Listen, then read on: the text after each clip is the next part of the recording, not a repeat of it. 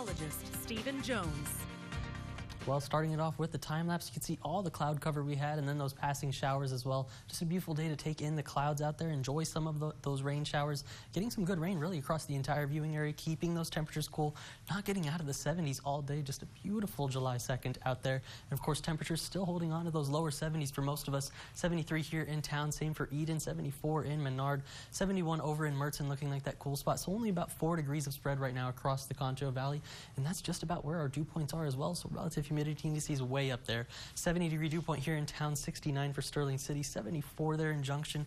Anywhere from relative humidity indices 100% to the lower 90s. So very thick, heavy air if you're stepping outside. But luckily, temperature-wise, not too bad. So take the good with the bad, of course. And through the next 72 hours, going to continue to watch this tropical moisture. All these yellows flowing up through the Lone Star State and moving further north as well, stretching all the way to the Great Lakes. Going to start to see a little bit more of those blues working in.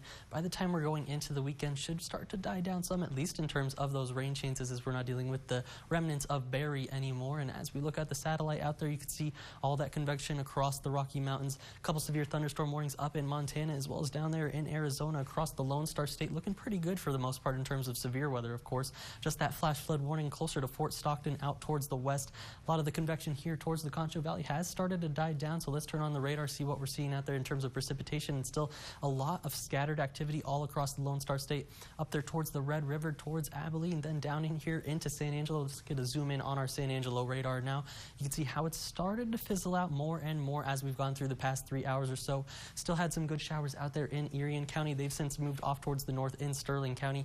Maybe just a little bit of that very light rain in Brady. I know we had a little bit of mist here in San Angelo as well, so gonna see what else we can pick up through the next 24 to 48 hours really, with rain chances as well still going to be on the way. But for the past 48 hours, here's a look at what we've seen. Just over 2 inches up there in Robert Lee. They've gotten a bunch of rain, 0.92 here in town, 1.25 inches in Sterling City, 1.75 inches there in El Dorado. So getting anywhere from a good 1/4 inch to over an inch in some of those downpours. Looks like the lowest number on here, about that 0.24 out in Merton. Still not too bad really for the most part. And as we look at the futurecast, this is where we're going to be watching some of those fireworks conditions going into tomorrow, at least for the downtown fireworks out there, I should say. By about the morning commute first, you could still see some of those passing showers, so want to keep that in mind on your way to work in the morning. And as we go towards the evening, especially the afternoon, that's where we see it kick off quite a bit. But by the evening, 8, 9 p.m. should start to die down some once again, but you could still see some of those yellows and reds up there on the board. So maybe bring an umbrella with you if you're going to be out and about enjoying some of those fireworks. And as we go into Friday, more of the same. You can see by the morning into the afternoon, starting to get some of those pop-ups on the radar. By about 9 p.m., here's where I've got it paused for you. You can see once again gonna start fizzling out, but could still see 1 or 2 stray showers out there. So looking a little bit better in terms of rain chances as we're heading towards the Lake Nasworthy fireworks show there on Friday. So gonna keep my eye out for that. And by the time we're heading into Saturday, you can see plenty more sunshine on the way once again.